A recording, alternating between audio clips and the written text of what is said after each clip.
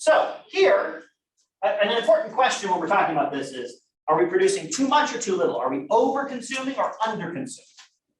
Now, in this case, we are over-consuming. If we let the market do its thing, we will consume more than is the efficient amount to do, right? Our actual quantity is to the right of our efficient quantity. It's too much. And a good rule of thing to think about this is a product with mostly negative externalities will be overproduced by a competitive market. We're going to make too much of it. Competitive market will push us to make too much, which makes sense, right? Because negative externalities means that there is a cost being imposed on somebody else. If I don't realize that cost, I'm going to act as though this good is cheaper to produce than it actually is, right? Because I'm not paying all of the costs. And so I'm going to buy too much of it. Yep. The last graph you said that was the example of over-consuming. Correct, yeah. Because here's the quantity that we get in a competitive market. Here's the efficient quantity.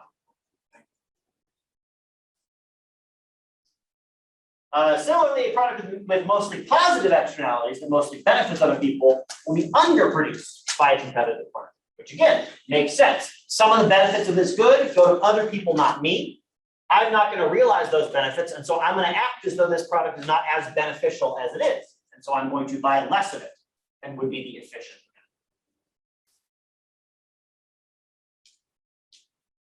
Let's work through a mathematical example here. So we have a demand curve, a supply curve, marginal social benefit, marginal social cost.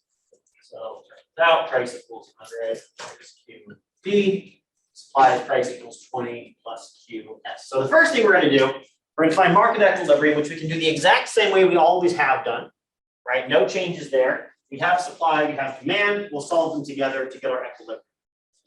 100 minus Q star is 20 plus Q star.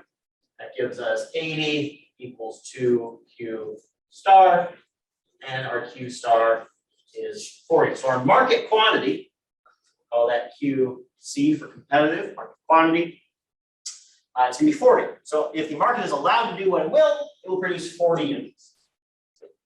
So then we're going to ask, what's our social optimum? And for this, we really only need our marginal social cost, marginal social benefit, and we're going to solve them out in the same way. Right, because we want marginal cost to equal marginal benefit. That is our golden rule. So let's look at what we have. So we have a marginal social cost of MSC is 60 plus Q.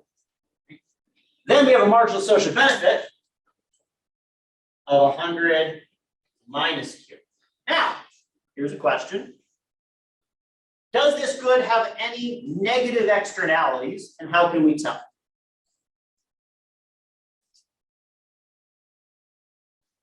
Raise your hand if you think that this good has negative externalities.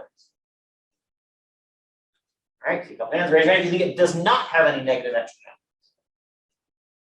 Okay, so what do we got here? Our supply curve is 20 plus QS.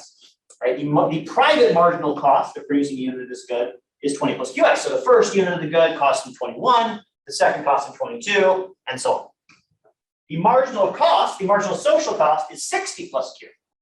Which means that the costs imposed on society as a whole for the first unit are 61 for the first unit, 62 for the second one, and so on.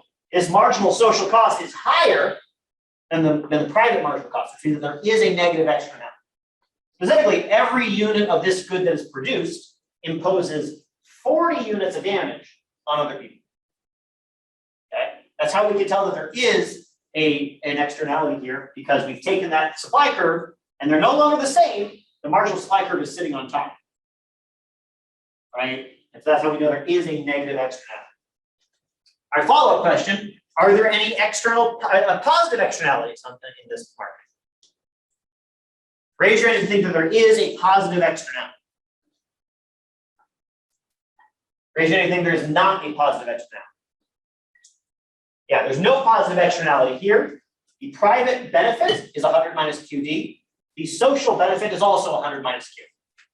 So there's no difference there. So every benefit that is produced by this good goes directly to the person who has bought it and consumed it.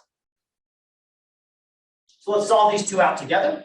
We get 60 plus Q equals 100 minus Q. That gives us 2Q is 40 and Q is 20. And we're going to call that our optimal quantity, QO. So what do we got? The market left to its own thing will produce 40 units, whereas the efficiency maximizing quantity would only be 20 units. We are over consuming here. Okay. The market will lead us to 40 units, but only 20 of those units actually provide additional benefit to society. Let's graph this.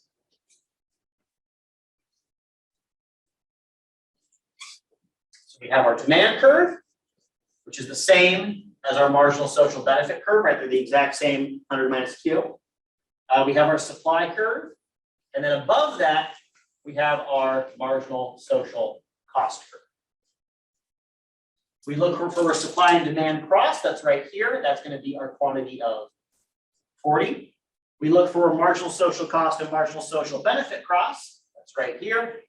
That's going to give us our quantity of 20.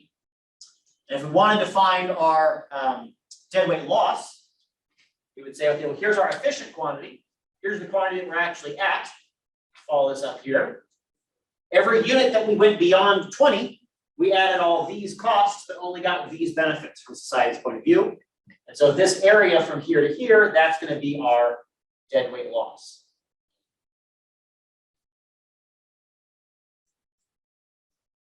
That's all the surplus we could have had, but didn't because we consumed too much.